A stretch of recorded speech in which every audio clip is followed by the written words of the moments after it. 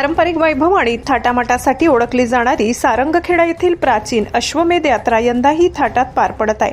आज अश्वनृत्य स्पर्धा पार पडली। यात्रेतील विशेष आकर्षण ठरलेल्या अश्वनृत्य स्पर्धा पाहण्यासाठी हजारो नागरिकांची गर्दी उसळली। देशाच्या विविध भागातून आलेल्या नामांकित अश्वपालकांनी आपल्या देखण्या घोड्यांसह या स्पर्धेत सहभाग घेतला। महाराष्ट्रासह राजस्थान, गुजरात, मध्य प्रदेश, उत्तर प्रदेश, पंजाब आदी राज्यातून आलेल्या घोड्यांनी आपले कौशल्य सादर केले। तबल्याच्या ठिक्यावर ढोल ताशांच्या गजरात सजवलेल्या घोड्यांनी केलेले मनमोहक नृत्य पाहून उपस्थित नागरिक अक्षरशः भारावून गेले। स्पर्धेत मराठी, मारवाडी, काठियावाडी, सिंधाणी आणि राजस्थानी जातींचे घोडे विशेष लक्ष वेधून घेत होते।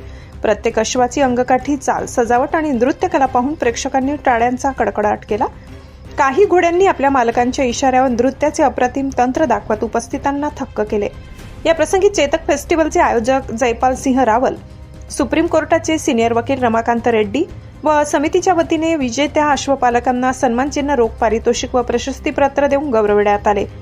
कार्यक्रमाला जिल्ह्यातील, राज्यातील मान्यवर हजारो भाविक उपस्थित होते। यात्रेचा सोहळा फक्त व्यापारापुरता मर्यादित नसून परंपरा, संस्कृती आणि ग्रामीण कलांचे जतन करणारा उत्सव म्हणून दरवर्षी प्रसिद्धीला येत असतो। अश्वनृत्य स्पर्धेने सारंगखेडा यात्रेचे सौंदर्य आणि सांस्कृतिकतेच अधिक उजळून निघाले।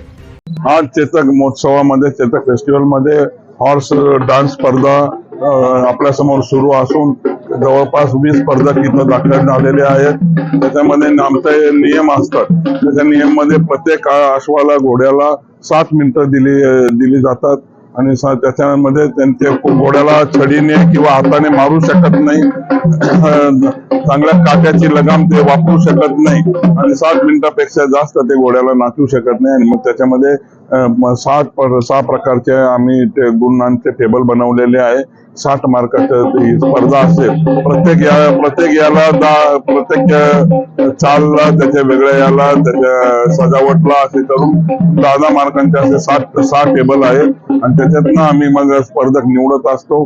जवळपास 6 राज्यातनं स्पर्धक इथं आलेले आहेत।